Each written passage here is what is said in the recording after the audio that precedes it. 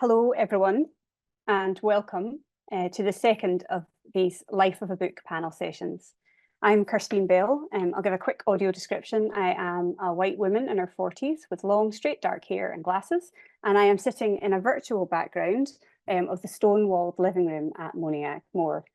I look after projects at Moniac Moor, which is Scotland's creative writing centre, and it has been our great pleasure to bring to life the idea for these sessions, which was first developed by Creative Scotland and is funded through Creative Scotland's National Lottery Fund and is also being supported by Hawthornden Foundation and through Society of Authors. So the whole point of these sessions is to demystify those areas of the journey of creating a book, from writing it through querying and working with agents and publishers to what happens after the book has been published, and how we can all help co-create a community that supports all writers at every stage.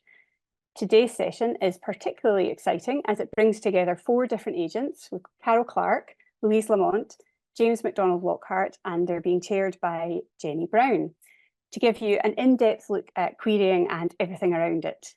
So before I hand over to Jenny, I'm very sorry, please bear with me for a wee bit of online housekeeping. So to view captions, you can select the CC closed captions button along the very bottom of the screen, of the Zoom screen, and you can also hide captions with the same button to switch it off. Alternatively, if you click the wee dots or arrow beside the CC icon, you can choose to view transcript and it will show the transcript in a separate window. These events are being recorded, and if you are now watching this recording,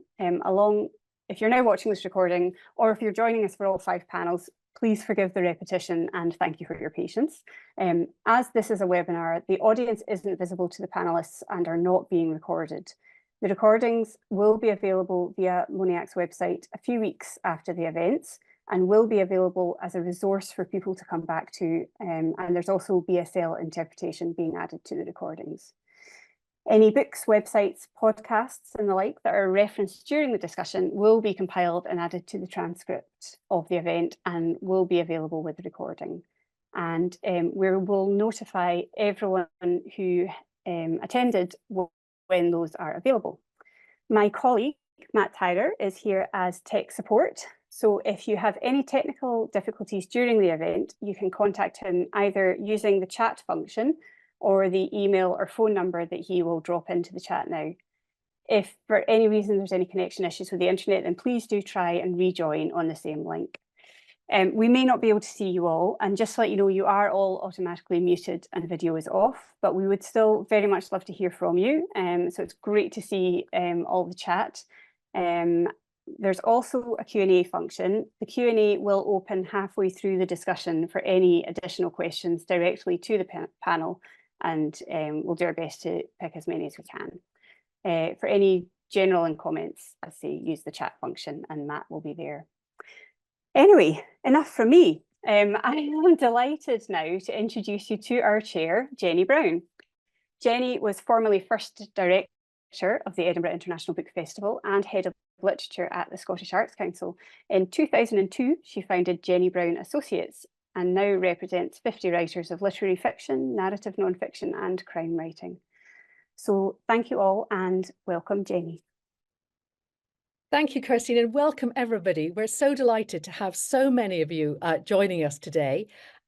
We've been really interested to read your questions, the ones submitted in advance. And what we're going to try and do is get through as many of those as we can in this session. We're going to be covering everything from what does an agent do, what are rights and contracts and what you should know about them, and what makes a perfect query letter. I've got a terrific panel who are going to help me with this task. And just to say, first of all, as an audio description, Jenny Brown, I'm a white woman and I'm wearing a very spotty shirt today. I am now going to invite Caro Clarke to introduce herself. Hi, everyone. So for audio description, I'm a white person with glasses and a green background and a lot of pictures behind me in white frames. I am a literary agent at Portobello Literary, which I founded in 2022. And prior to that, I was senior rights manager at Cangate Books. And I also co-founded the Nan Shepherd Prize while I was at Cangate. Over to Louise. Hello, I'm Louise Lamont. My audio description, I am a white woman with glasses, a brown bob, green cardigan and floral shirt. Also behind me are many, many pictures, but not in frames because I'm too cheap. I work for the literary agency Luigi Bonomi Associates. I've worked in agencying for over 15 years. My list is mostly children's books, ranging from board books to YA, but with a sprinkling of adult non-fiction and fiction as well. And over to James. Hello, everyone. Thank you very much for joining us today. For audio description, I am a white male in my 40s with sandy coloured hair. I'm wearing glasses. I'm sitting on a blue sofa with a white wall behind me. I worked as a literary agent for over 20 years with the Anthony Harwood Agency, and last year I set up my own agency, the James Lockhart Agency. I mostly represent non-fiction writers with some literary fiction. The range of genres I work with include biography, history, geography, memoir, science, and nature writing. Thank you very much all. And I'm going to ask Louise to start us off by actually explaining what does a literary agent do. Louise, tell us. Small question. Small question to start us off with. I like to think of agents as being there to sort of serve and protect their authors. We are quite often the long-term business relationship in an author's life. Your publishers may change, your editors may change, but quite often your agent is the consistent thread running through your life in books. And we are there to support, develop, and promote your bookish life in all kinds of ways. That begins with us sort of finding your work and working with you editorially to bring it to the point where we can take it out on submission. At submission point, that's where our knowledge of the industry comes into your favor, where we know which editors we want to send it to. We manage any auctions or any kind of selling process. We negotiate the terms. We negotiate the contract wording. We ensure that your work is being exploited in the best possible way throughout the world in lots of different territories and all languages, and also in other media as well, not just book form. We are also looking after, hopefully, your film and television and stage rights. And from there on, our sort of job doesn't stop once we've sold your first book. We're there to sort of make sure that that book sort of sees its way through to publication in sort of the best possible way. We check in and make sure that the publisher is thinking of the best options for you, is packaging that book in a way that makes sense for the audience. We check in to make sure that there's a PR and marketing plan, that the cover sort of hits all the right notes, that retailers are being alerted to all the exciting things happening for a book.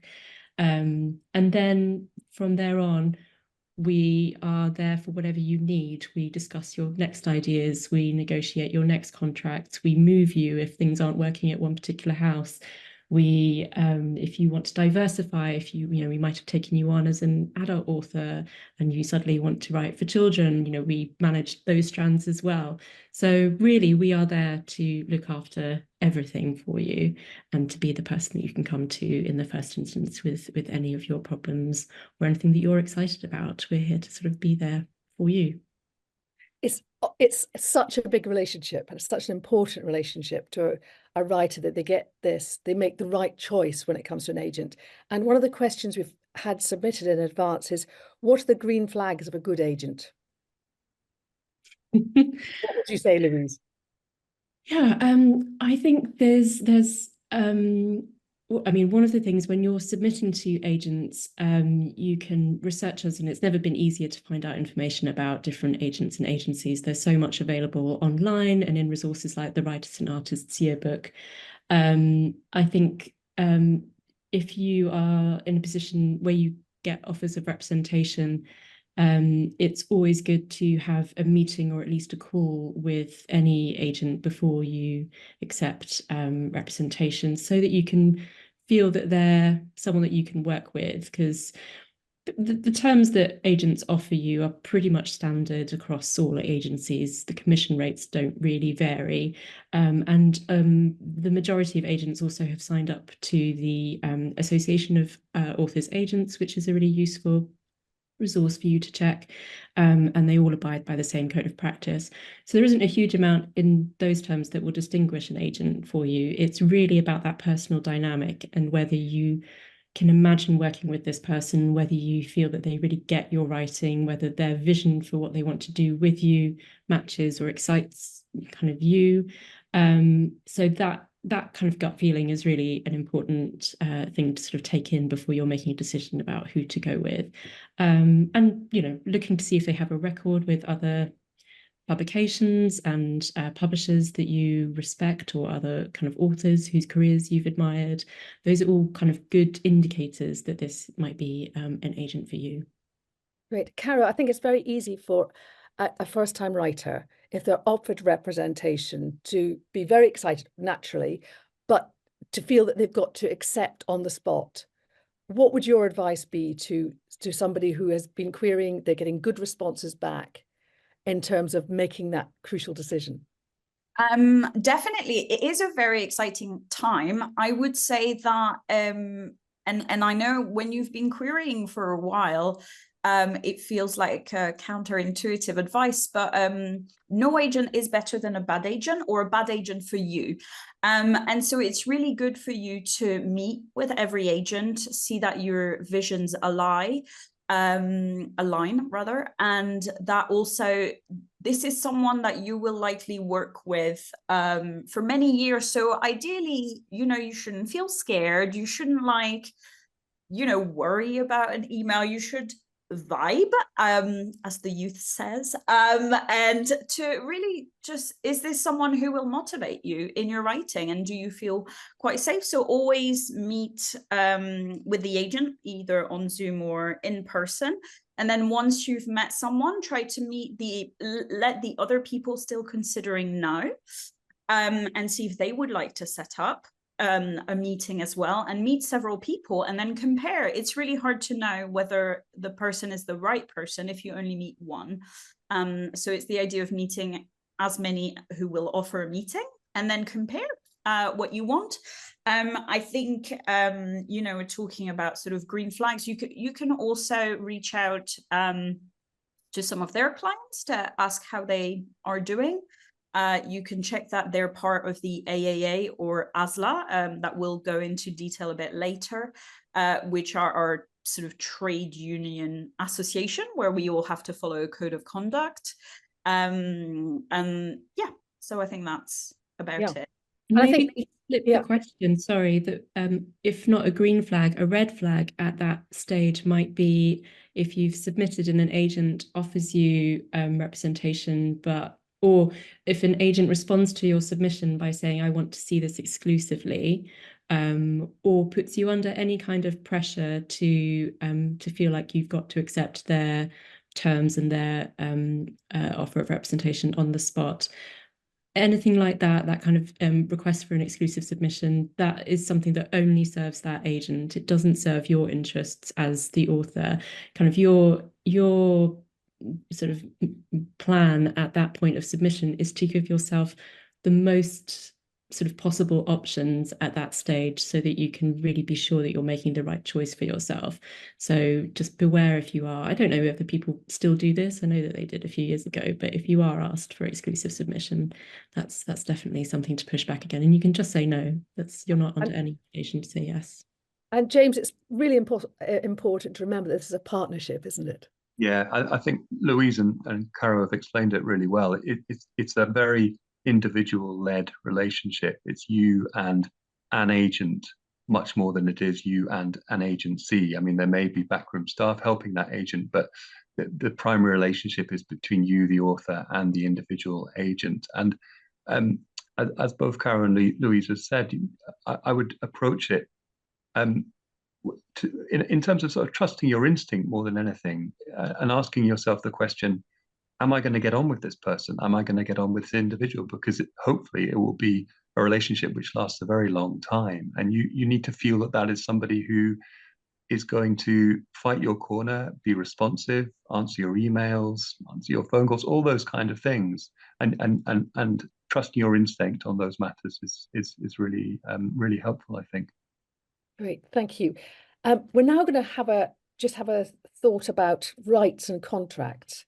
And Caro, you're going to lead us off on that very big topic. So this is a very big topic for us, but mightily unglamorous to talk about for everyone else. And I realize it's not as flashy as editing, but it is a large part of what we do, and it is essentially our job. So we negotiate our clients' contracts. Actually, I should say that most agents who are part of the AAA need to have an author-agent agreement. So if an agent offers representation and doesn't have an agreement, this might be one of these red flags that we were talking about. But anyway, we also negotiate with publishers and, you know, film and TV, etc., with everyone. And this is a specialist skill. So loads of us constantly do training. We literally are discussing as part of ASLA a further training for us. You know, contracts evolve and industry standards evolve. So, you know, there was a big thing when ebooks came about and everyone was fighting over what percentage of royalties we should get. The new one is AI and how you can include that in contract to make sure that AI is not part of this. And so this is every contract that you sign has both your rights and your obligation as an author, and it's the same for a publisher. And a publisher will never offer you a first contract that is in your favor. No, it's always in their favor. And so you need someone who understands contracts and is used to negotiating them and be quite forceful in some ways, and to do all kinds of weird negotiation techniques to get the best possible deal for you. A lot of authors focus on the advance, and yes, this is part of the story, but your royalties, negotiating your returns, negotiating your sub-right splits, like especially your option clauses and any obligation that will tie you to that publisher for years to come, and that will impact your career, is very important that you understand what these things are and what you're actually signing, and B, that you have the absolute best version of a contract that you can get. So for example, in recent years, I'm sure you can think of many scandals involving celebrities doing illegal things and having happened to have written books, and publishers wanting to cancel their books. And so now in every contract, publishers are trying to include these things like morality clauses, which is if you do anything bad in public opinion, we have the right to terminate this contract. And obviously we always need to think in terms of worst case scenario so that you have the correct guarantees in your contract that don't you know, involve a lot of negative consequences for you further down the line. And so these are the things that we fight against. And so it's very important for an author to understand a contract, which is why getting an agent is great, because then you, not that I would ever recommend anyone signing a contract not having read it, but actually, you know, once you have an agent, that agent reads it and negotiates and will explain everything to you. So if you don't have an agent and you do get a contract, and I think there are a lot of new publishers that are the new versions of vanity publishers who are now calling themselves hybrid publishers, who will offer contracts. If you don't have an agent, do make sure to maybe sign up to the Society of Authors, who have a service where they will check your contract for you and let you know whether this is, you know, this is industry standard. I should say, in terms of money, I don't think we're talking about this. You do not pay an agent. An agent is paid via commission of what they sell. So they only get paid when you get paid. So if you have to edit a book for 2 years, the agent doesn't see any money, which is why we always want the best for our authors. And you also shouldn't have to pay a publisher. So if you have to pay a publisher, then it is vanity publishing, not traditional publishing. And a great way as well as part of negotiating contracts, we handle the totality of your rights. And sometimes we will give them to a publisher in exchange for money, of course.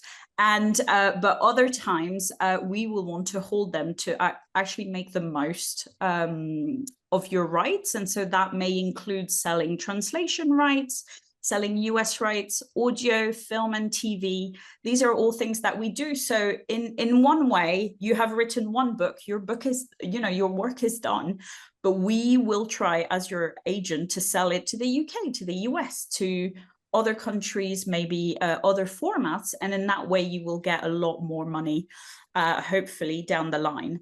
So it's a great way to maximize how much you earn as an author. Caro, could you just say a little bit about how the money works? How the money works? Yes, how it arrives. How it arrives. Okay. Yeah. In terms of a publishing deal. Yeah. So most, if we're talking about traditional publishing, so all the big publishers and independent publishers as well, they come in the form of an advance against royalty. So that means a publisher may give you an advance of, I'm going to say £10,000. They will usually pay this in 3 to 4 chunks. So usually a third or a fourth on signature, a third or a fourth on delivery, a third or a fourth on publication, and then maybe on paperback publication would be your last fourth. So that can take over many, many years to do that.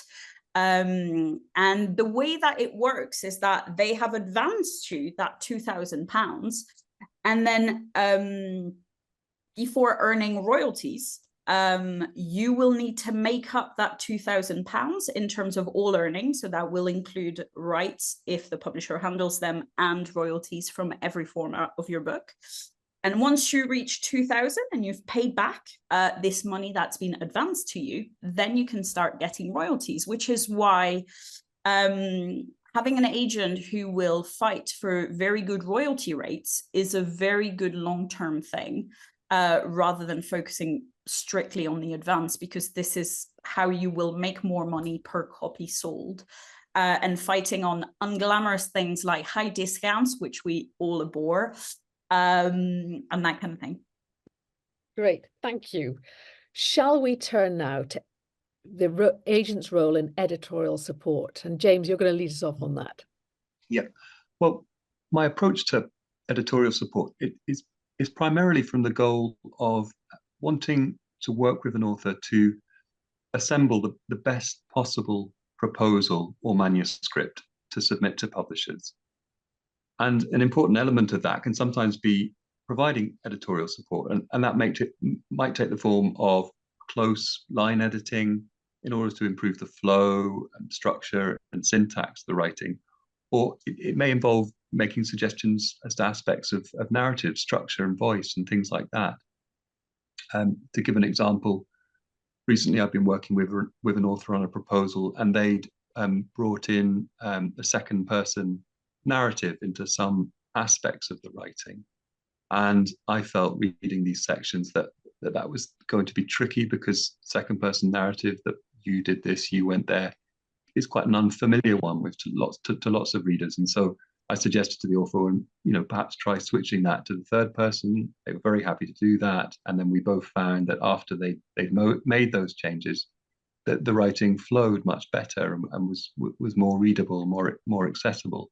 To give you another example, I will sometimes suggest to authors that they might want to expand the scope of the proposal that they're working on to increase perhaps the geographical range of the topics that they're looking at.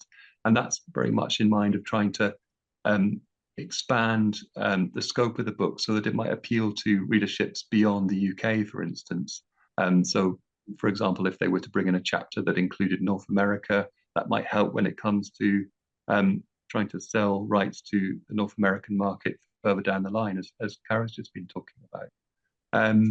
Then, you know, I might say to an author that I think it would be worth them developing certain strands of a narrative, such as the memoir strand or a travelogue strand, again, just as a way to increase the appeal of the book to readers.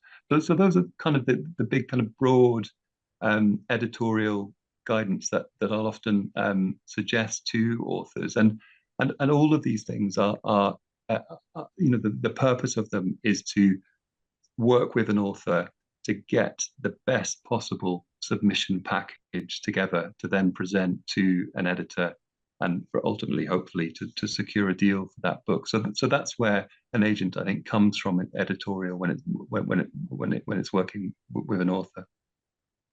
I think it sometimes comes as a surprise to new writers that, having gone through that, obviously tried to polish the manuscript or the proposal themselves, and then send it to an agent, and then the agent makes those editorial suggestions, and it's you know, redrafted, and then sent to publishers, and you know, hopefully getting a deal. Mm-hmm. But then, of course, the editorial process doesn't stop there. Could you maybe just say a little bit about what might happen next? And so hopefully you've secured a publisher for your book, for your proposal, and you then begin a relationship with the editor at that publishing house, and the editor is the person who will acquire your book primarily.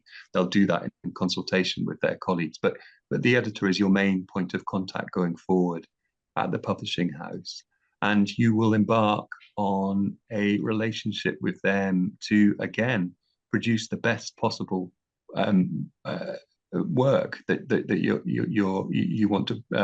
you want to publish, and the editor's job sort of then takes over from the agent in terms of really polishing and shaping that manuscript. And I think for the case of most writers, they relish that opportunity to work with an editor closely, to have that input, to have that experience from an editor who can really help them to improve their work.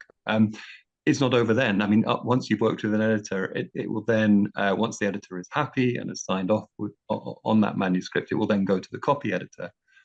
Copy editor is often somebody who works freelance, and might not necessarily be in the publishing house. And then they will go through, the copy editor will go through your manuscript very, very closely, making lots of comments and suggestions about use of language, tense, all those kind of things, grammar and syntax.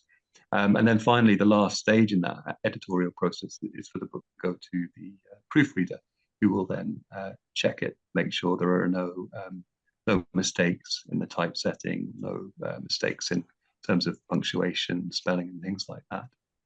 Great. So those are the stages, lots of editorial stages to go through. Louise, we're going to look now at selling a book and what agents look for. And I wonder if you can say just a little bit about fiction, about non-fiction, and also your own one of your own specialities, which is writing for children. Yes, well, the big difference between selling fiction and non-fiction generally is that with fiction, you need the complete manuscript to sell, and with non-fiction, you need a proposal and a couple of sample chapters. So it's quite a different sort of package that we're submitting to editors. And on the children's side, if it's the same rules apply for fiction and non-fiction. If it's picture books, then if you're submitting texts alone, then 1 or 2 or 3 texts to show that this is a picture book author worth investing long term in, you would probably aim to have about 2 or 3 to send to publishers. And yeah, so your agent is someone who will be, you know, has been embedded in the industry for a while, who kind of has all these contacts with editors, regularly meets up with them for kind of coffees and finds out kind of what they're looking for, what they've just missed out on, you know, if they're desperate for more romantasy, if they're sick to the back teeth of romantasy.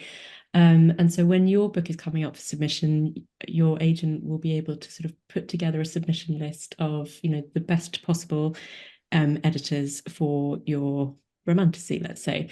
And if anyone's unfamiliar, romantasy is kind of this new portmanteau term for a romance/fantasy, which is a sort of new hybrid genre label that is, absolutely doing crackers business thanks to BookTok. And so I would put together a submission list of probably about 10 to 15 editors, but that can really vary. Every submission is different. You might want to make sure that kind of all the major houses are represented, but also kind of some of the independent presses. And then your agent prepares a submission of their own, a sort of cover letter, very similar to the cover letter that you will have prepared as the author when you're submitting to agents. It will consist usually of a blurb and sort of setting out exactly what you're offering, kind of what the terms and territories and formats that you're offering for sale are. And then your agent will send it off to those editors and then manage the whole process of sort of making sure that the book is kind of uppermost on their minds, that they get to it quickly, sort of seeding it with scouts if need be to make sure that there's excitement everywhere. Once there's interest, making sure that all of the editors are aware that there's interest. If it moves through to acquisitions, the sort of in-house process of getting a book through to the stage of making an offer for it, then you make sure that all the other editors are aware that it's moving quickly somewhere, so that they can all start feel kind of competitive and sort of move it to the top of their own piles. If there are all sorts of little levers that you pull as an agent through the whole process of submitting a book, just to make sure, as ever, that you're putting your author in the position of having the best possible range of options before them before they make their decision about what they're going to do next. And that might mean setting deadlines. It might mean managing an auction where you've got more than one editor bidding on a book. If there's an auction, then you go through various rounds, which your agent will kind of talk you through. And you might, at some point in those rounds, go in to meet all of your publishers or meet them on Zoom, depending where you are. And again, a lot of the process of finding an agent is very similar to the process of going on submission to publishers, because those meetings with publishers who are bidding on your book, the aim is exactly the same, which is to kind of get that gut check of whether this is the publishing house for you, whether you kind of feel that they get your book, and also whether they're sort of the way that they see you and it being launched into the market, whether that sort of excites you. So the purpose of that meeting with your potential publishers is just to make sure that you're feeling excited about all the options before you. And yes, once you get to the end of that auction process, you, as your agent, is there to make sure that the set of financial terms and also all the other ingredients in that offer are as strong as possible. So that's if it all goes swimmingly well and you're immediately into an auction, or something that you might hear occasionally in bookseller stories, which is a preempt, which is when a publisher is so excited about a book that they try to take it off the table very quickly by offering a sort of what they think is a huge amount of money. Sometimes it's not that huge. And if there's a preempt, then again, that's something that you and your agent discuss, whether you feel that it's right to accept it or whether it's right to reject it, and then go out and see whether you're going to get a more competitive situation with other publishers. So yeah, there are all sorts of things that can kind of mark that first round of submission. But also, selling a book, going on submission, it might not end in an offer that first time round. And again, that's where your sort of relationship with your agent is all important, because it's a really painful process for the author. Of course, it's also painful for the agent, because we believe in your book too, and we've worked on it for ages, and we want to sell it. So if you've got to the end of that round of submission and nobody has taken a bite, Then you talk to your agent about what to do next. You look at kind of the feedback, if you've had anything that's been useful, if there's a common thread of something that's not been quite working, if it's a sense that, you know, everyone said a polite no, or if there was one particular aspect that really wasn't working, or if there was something off in the way it was being pitched, or whatever. You can kind of review and see if there's anything useful you can do, maybe do another round of edits, and then go out to another set of editors. Or you might think, actually, this isn't the project that I want to work on next, or, you know, I'm excited about doing something different. Let's park this one and work on something else. So that's where, again, your relationship with your agent is, you know, it can be tested. That's, you know, it's always a difficult conversation when a book hasn't sold. But understanding that you're both kind of in it for the long haul, and that you're both really committed to sort of finding ways for the right book to launch you into the market, that, you know, that kind of honesty and transparency is kind of really crucial, and sort of the trust between you is sort of really crucial to those conversations. Oh, Louise, thank you very much. That's great advice. We're going to have look at some of these questions that are coming through in more detail in a moment, but I'm just going to ask first Caro quickly to tell us about Scottish literary agents, and then James is going to say what agents don't represent on the whole. So Caro, ASLA, tell us about ASLA. ASLA is the Association of Scottish Literary Agents, of which Louise, Jenny and myself are part of. It's a group of 16, I think, 16, yeah. Almost 17. Seven. Almost Okay. 17. Almost, nearly Yeah. 17. Group of agents who are all based in Scotland, so not necessarily from a Scottish agency. We have a website. We will circulate the link so that you can see all of us and links to everyone. There are some sort of agents who work for London agencies who are based in Scotland, Louise being one of them, and then others who are you know, their own literary agencies and based in Scotland completely. We all represent a very broad, probably we represent every bit of publishing, all of us put together. So it's a really good resource. We try to do all the events in Scotland, which is quite nice if you're based in Scotland, so that you can see us and see that we're really not scary, and that, you know, you can approach us in any way. And in terms of, and also as part of ASLA, we are part of sort of, we have a code of conduct, so we can't steal clients and we have to pay our authors in a prompt manner and all these very obvious things. And as well, UK-wide, you have the AAA, which is the Authors Agents Association, which comprises some of us. I think all of us are part of the AAA, and we have all these trainings about new things in publishing popping up all the time. We're also very much in touch with the Society of Authors, so it works as a union in terms of raising concerns industry-wide, which we also do as part of ASLA. So it's really good to get an agent as part of this. And we were also discussing the sort of pros and cons of big agency versus small agency versus local agent or faraway agent, etc. Essentially, it needs to work for you. So there's not a right or wrong answer. It's whatever works for you. Some people prefer an agent who is local. Others feel much better that they can never bump into them on their way to buy bread. That's your choice. And then in terms of big agencies versus small agency, I mean, it's kind of the difference between a big 5 publisher and an independent publisher. There are pros and cons on both sides. So a big agency will have all the contact, all the muscle to get their way in negotiations, but they will also be extremely busy. So it might be that, yes, you will get sort of really good negotiations, etc., but you may not quite get as much time and author care that you may like. They may not quite be as available to you.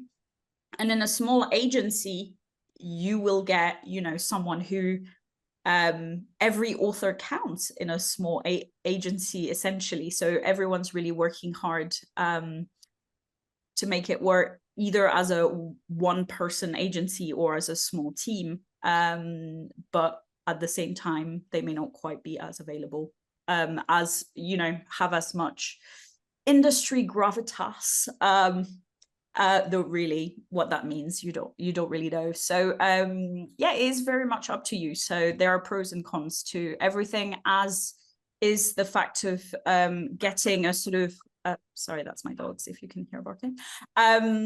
If you get a very junior agent in a big agency versus a big name agent, you'll have the same sort of issue. So a young agent will have a smaller list and therefore dedicate more time, but may also be busy with the sort of main agents admin in general. So great, thank you, Caro. And James, can you just give us a quick idea about what agencies really aren't looking for? Well, I think the answer to that question is one of research, and I can't recommend enough the importance of researching agents as an author.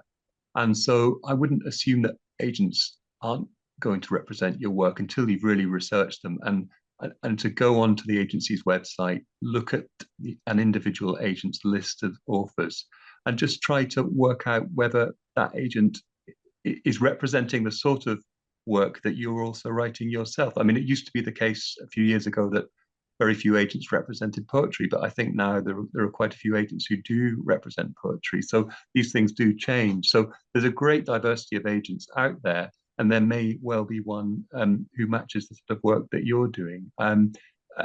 Primarily non-fiction, literary fiction, genre fiction, children's fiction. So those are the main areas within the industry. But there are all sorts of other types of writing that agents will be interested in. But I think it's really a case of research, doing as much research as you can with different agents and trying to find an agent who might be up for the kind of writing that you're working on.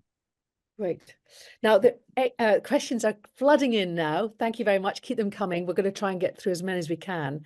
But there's a common theme to many of them. And I'm going to ask everybody on the panel for a response to this. And that is, what makes a brilliant query letter that is going to attract an agent's attention? Louise. The part of the cover letter that I look at is the blurb or the pitch of the book. That is what you're aiming to write there, is the same sort of compelling, intriguing few lines about your book that you would find on the back of any book that you go into Waterstones or a bookshop, turn around and have a look at what is written on the back of those books. That piece of writing is there to sort of intrigue a reader. It will introduce, the world, the setting, probably the main characters, something about what they're about to face or what the stakes are, but also something about the flavour of the book, if it's funny or if it's tragic or wry, or it's not a dry summary. There's a voice even to the blurb. So the blurb for me is the most important part, and it's not just whether it's a well-written blurb, but it's also whether it sounds like a story that I haven't already heard 100 times before, and that's really the thing that I'm looking for. The rest of the cover letter can be pretty short. I mean, it really is just, dear name of the agent, then I'm writing to submit to you my romantasy, Tears of the Unicorn, then the blurb, and then I would say just a few lines introducing yourself. If you have any writing credentials or prizes or courses that you've done, then that's useful to throw in there, but it's not decisive. We use the cover letter, I think, to bounce off into the actual writing. So the cover letter is important, but ultimately it's the writing itself in the sample chapters that you're sending that are really going to sort of showcase you as a writer. But that's what I would put in a cover letter. Okay, Caro, is that anything to add to that? Not really. I think a short one and to the point is always good. And I guess for me, what in terms of, yeah, it's that you know where your book sits in the market. So if, you know, if I get an adult book and every sort of comparative title, etc., is a children's book, I will think, I'm not sure you know what you're writing. So reading widely and knowing what where your book sits within the sort of general publishing. I don't mean like niche books, but like a vague awareness of your genre. So go in a bookshop and find under which heading your book would sit. Is it crime? Is it horror? Is it, you know, something else? So it's that main thing that I find quite useful. James, when an author is putting down information about themselves, what is relevant? We're having some questions about that. How relevant is their experience in the outside world apart from writing? How relevant? What is the information you're looking for? Those submission letters that stand out for me in that respect are ones where the author has demonstrated a track record with their writing, and that could be attending an event such as this. It could be attending a creative writing course. It could be having their work published in magazines and journals. All of those things certainly help enhance the letter. So I think those are the things to concentrate on rather than other external qualifications. And the other thing that stands out for me is a letter where it's clear that the author has researched me and that they've worked out what sort of agent I am, the sort of books and writers that I'm interested in, and they have made that link to me with respect to their own work. So they've really thought about that and researched me, and that's something that I'm always impressed with. And otherwise, I absolutely agree with Louise and Caro that it's being able to capture the essence of your book as concisely, appealingly, and originally as you can. Those are the different aspects of a letter which I really look for, and also, if you can, to just get a sense of your own voice across in the letter itself. That helps to lead. I think certainly helps me lead onto the work. If there's a quality to the letter, quality in the voice and the writing there, I'll think, oh, this is something about this writer. There's something here that I want to read on and read their work. So really take time with that letter. Think about it carefully. Don't just dash it off. Caro, we've had a number of questions about submissions from, for instance, somebody who might be a refugee or a migrant, somebody who first language may not be English, and how off-putting grammar mistakes might be. And also we've had a question about a writer who has got disabilities and what implications that's got. For some okay, so quite a lot. So in terms of quite a lot.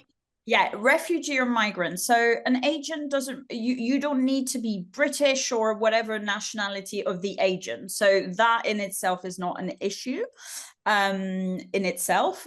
You should probably get an agent who is based and has contacts in the country/territory either you're based in or want to make a career in.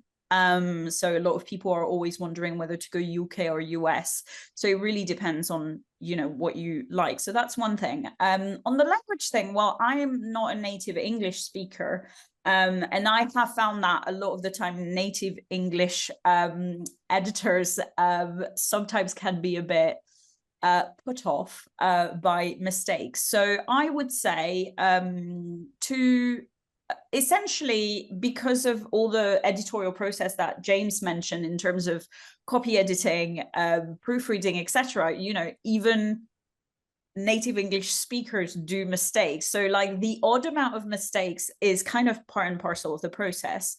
But if you feel like it's noticeable very much, then I would address it in the letter and sort of mention it, so that the agent doesn't think, the agent or editor doesn't immediately think, oh, this is someone who can't write or whatever it is, to just say, look, I realize, you know, there may be some mistakes, but here is why I really want to write in English, for example. And then, you know, proofreading can be done. So it is, you know, I would generally address it. It can be hard, but it doesn't mean that you shouldn't try and you shouldn't do it. There's actually quite a lot of agents who come from a rights background, as I am, who are not native English speakers. So you can find those as well when you want to prioritize some agents. You know, if there's someone coming from your specific country or etc. So always good to do that as well. And the last one, yes. So for disability, there's a lot of yes, publishing hasn't quite gotten there. I have to say, as part of the Society of Author, there is the ACDI or ADCI group, which is for writers who are disabled or have a chronic condition. So this would be a good place to start if you'd like to talk to them. As a disabled agent myself, I don't know of many. So it is, yeah, and obviously you can't really name them, etc. But I guess look at agents lists and don't look just for the one disabled writer, but look if they have several disabled or chronically ill writers, and then get in touch with these writers and see what they are. There are many horror stories. I think I was seeing someone in the Q&A talking about horror stories. So yes, there are horror stories, but you know, there are quite a lot of people who are very conscious of access needs. So definitely do have a look there. Thank you, great advice. Now some nitty-gritty advice. What's the best format to submit in? Somebody's asked, do you put your document in a PDF or Word? I would always say, Louise, I'm going to check in with you about this. I would always say Word, because I read on Kindle and it's a really difficult thing to change a PDF on a Kindle to make the font bigger. What would you say? I would agree. I'm sure there is a way, but I haven't worked it out.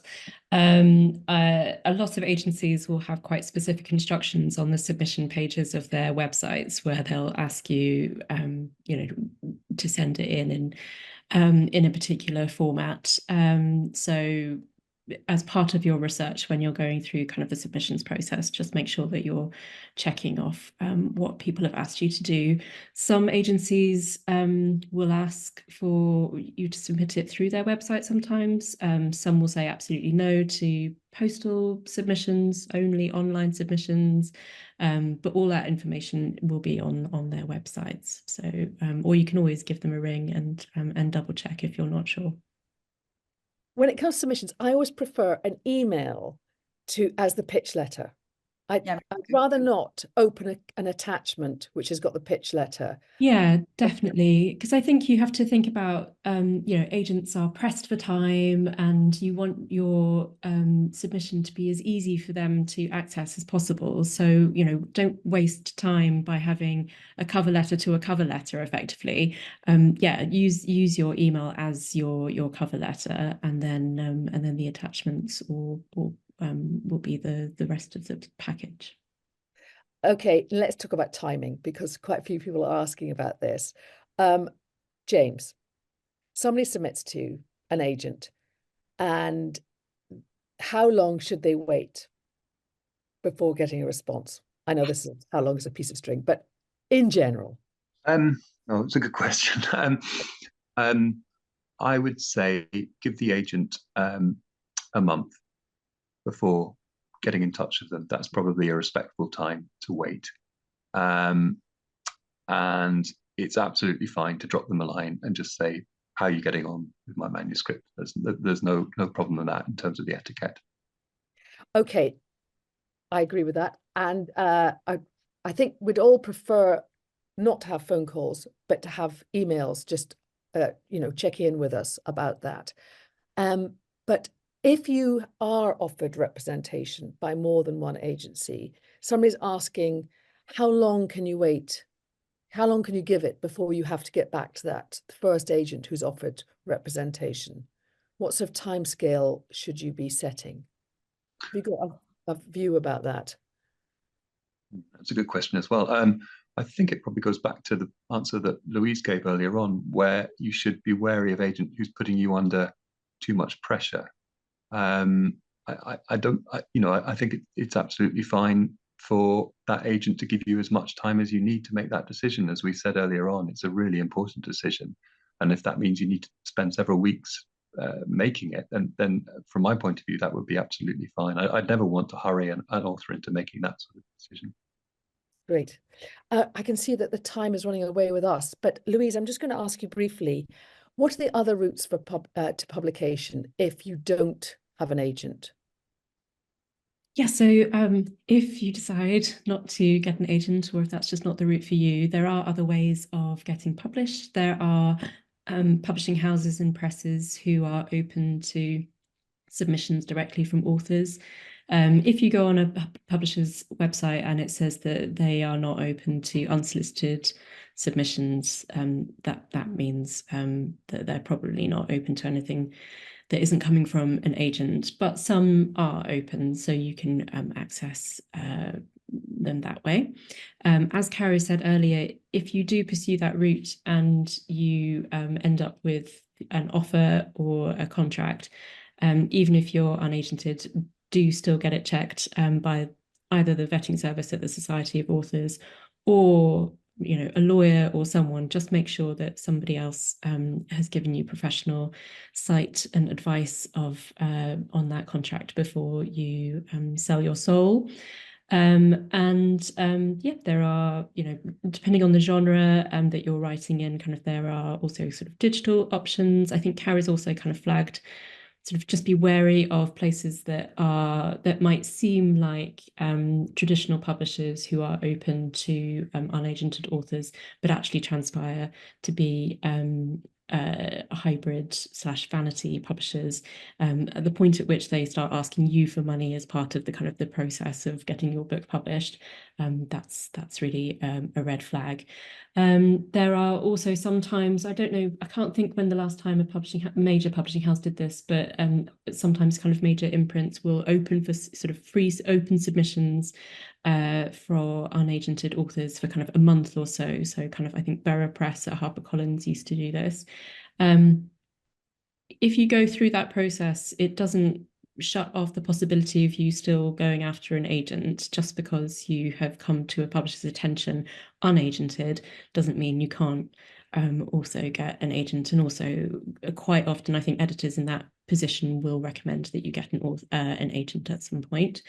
And then there's also self-publishing, which is a route that lots of authors have pursued with wildly varying results. I think it can really suit some people. I think with others, it's a difficult process of adjusting your expectations.